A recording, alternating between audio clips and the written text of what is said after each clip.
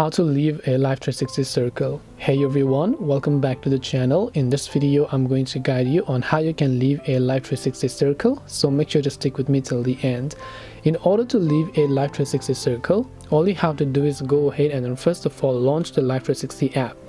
Log into your account and first of all just make sure that you are selecting the correct circle that you want to basically leave from.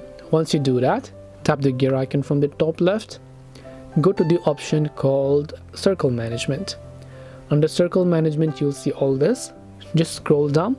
You'll find the option that says Leave Circle. So tap on Leave Circle, tap on the Yes option, and then you will be able to leave that particular circle. That's all it takes to leave a circle on Life360. Hope this video was very helpful.